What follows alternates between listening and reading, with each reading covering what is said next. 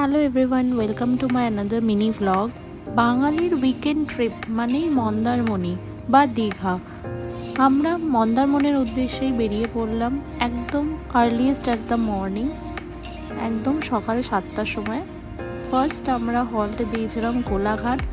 সেখানে আমরা আনন্দ রেস্টুরেন্টে দাঁড়িয়েছিলাম। এখানের গার্ডেনটা ওদের এত সুন্দর, মানে জাস্ট মনটা ভরিয়ে গেল। এরপর আমরা আবার কোলাঘাট থেকে মন্দারমণি রোডের দিকেই বেরিয়ে পড়লাম।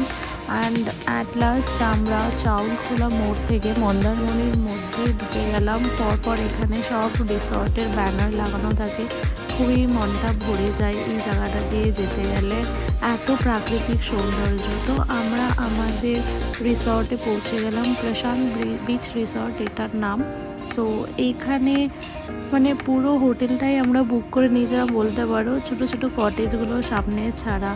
তারপরে এই ফ্রেশ হয়ে যেটা কাজ, সুইমিং পুলে লাফানো ঝাপানো মজা করা, ইচ অ্যান্ড এভরি টাইম আমরা দারুণ মজা করে কাটিয়েছি। এরপর আবার সবাই রেস্ট নিয়ে লাঞ্চ করে দেন সন্ধ্যেবেলা আমরা এখানটা বিচ সাইডটাই একদম, যেহেতু এখানে দারুণ একটা মজা করার মতন, মানে জাস্ট দারুণ অ্যাম্বিয়েন্স। এরপর জাস্ট আমরা এই ভাইবটাকে পুরো এনজয় করছিলাম। অ্যান্ড পুরো সিনারিওটা এত সুন্দর। এই করতে করতে আমাদের রাত 12টা থেকে 1টা বেজে যেত এভরিডে।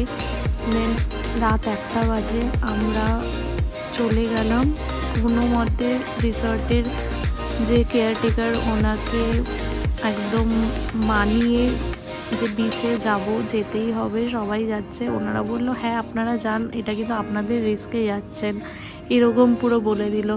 তারপর আমরা আবার ওখান থেকে ঘুরে এসে হোটেলে চলে এলাম। তারপর আবার ওখান থেকে দেন আমরা ঘরে চলে গেলাম, যেহেতু অনেকটাই রাত হয়ে গেছে।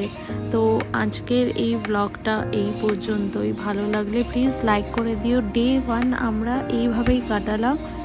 তোমরা জানিও তোমাদের কেমন লাগলো আজকের এই ব্লগটা।